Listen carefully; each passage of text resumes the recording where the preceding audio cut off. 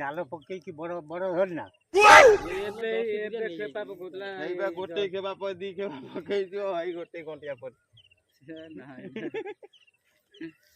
ତମ ଘରଟା କୋଉଠି? ସେ ବଡ ଯୋଉ ଧରିଥିଲା ତାକୁ କଣ କଲ ରଖିଛ ନା? ତମ ଘରଟା କୋଉଠି? ଆମ ଘର ବେରା ସାହି। ତୁ କାହା ପୁଅ? ମୁଁ ବୁଢା ପୁଅ। ବୁଢା ନାଭା ହଗୁରା ବୁଢା।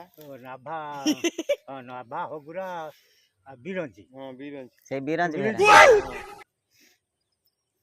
ଆମେ କୁଷ୍ଟ ମୁଁ ଦି ଜଣ ଆକୁ ତମ ଗଡିଆ ମାନେ ମାଛ ଧରିମୁ ଯା ଆଥରକୁ ମାଛ ପ୍ରବଳ ମାଛ ନବ। ଏଥର ମାଛ ନାହିଁ ସବୁ ଧରିନିଆ ନେଇଯାଇଛନ୍ତି ଖିଲ ବାଡେଇମୁ ବୋଲି ଶୁକଉଛୁ। ଆମେ ଖିଲ ବାଡେଇମୁ ବୋଲି ଶୁକଉଛୁ ନହେଲେ ହବନି। ଆରେ ଦେଇଦବ ଘର ଖାଇବା ପାଇଁ କିଲେ ଖଣ୍ଡେ ଦେଇଦବନି ମାଛ। ତମେ ରହିବ ଦେଖିବ ମୁଁ ମାଛ କିଲେ ଖାଇବା ପାଇଁ କଣ ଆମେ କରୁଛୁ ଗୋଟେ ବ୍ୟବସାୟ ଜମିର ବିକା କିଣା ହବ ତାର ପଇସାଟା ଉଠିବ ଜମିର ପଇସା ଉଠିବ। ନା ନା ଆଥରକୁ ମାଛ ଯୋଉ ରହିବ ଧରା ହବ ପୁରା 3 ଜଣ 3 ବାଣ୍ଟ ହବ। ତମର ଗୋଟିଏ ବାଣ୍ଟ ଆମେ ଯୋଉ 2 ଜଣ ଅଛୁ ଆମର ଗୋଟେ ବାଣ୍ଟ। ରାଜି ତ ମଉସା ନା କଣ କହୁଛ? ଧରିବା ଟାଇମରେ ଜଣେଇଲେ ହବ ନା ଆଉ। ଧରିବା ଟାଇମ ତମକୁ କହିବୁ ତମେ ଆସିକି ବସିବ। ଜାଣି ନଥିଲେ ନା କି ତମର ଜିନିଷଟା ବୋଲି ଗଡିଆ ବୋଲି ଆମେ ଜାଣିନୁ। ଆମେ ତମେ ଆସିଲେ ବୋଲି ସେ ଜାଣିଲେ କି ତମରି ବୋଲି। ଏ ତ ମାଲିକ ତ ଦିଲିଆ ଥିଲା। ଗୋଟେ କାଚି ଦେଖେଇଲାଣି 3-4 ବର୍ଷ ହେଲା ତାର କହୁଛି ମାଛ ନାହିଁ। ନା ନାଇଁ ବା ଆର ବର୍ଷ ନା କା ବର୍ଷ କିଏ ଔଷଧ ମାରି ଦେଇଥିଲା ସବୁ ମାଛ ମରିଗଲେ। ଯିଏ ନାହିଁ ସିଏ ଫାଙ୍କା ଗଡିଆ ଝଟା ନାହିଁ ଜାଲ ପକେଇ ଗୋଖା ସବୁଦିନ ଧରୁଛନ୍ତି।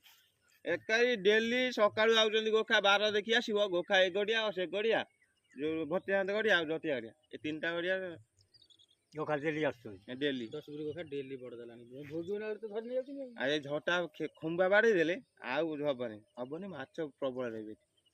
ଏ ଗଡିଆ ଆମେ ଲିଜ ନଉଛୁ ଆଉ ଯୋଉ ସେ ଗଡିଆ ନୁ କିଶୋର ସେ ଗଡିଆ ଏଇ 2ଟା ଗଡିଆ ରଖିମୁ ଝଟା ବାଡେଇ।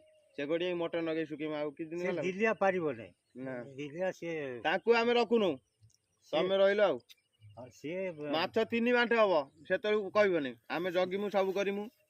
କିନ୍ତୁ ହଇରା ବେଳକୁ ମତେ ଥରେ ଜଣେଇବ ନା ମୁଁ ଜାଗାକୁ ନ ଆସିଲେ ମୁଁ ଦେଖିବି। ଶୁଣ ତମେ ଏଠି ରହିବ ଆମେ ଯାଇ ତମ ଘରେ କହିକି ଆସିବୁ ମଉସା କାଲି ମଟର ଆମେ ପକେଇମୁ କହିଦେମୁ ତମେ ଆସିବ ଧରିବା।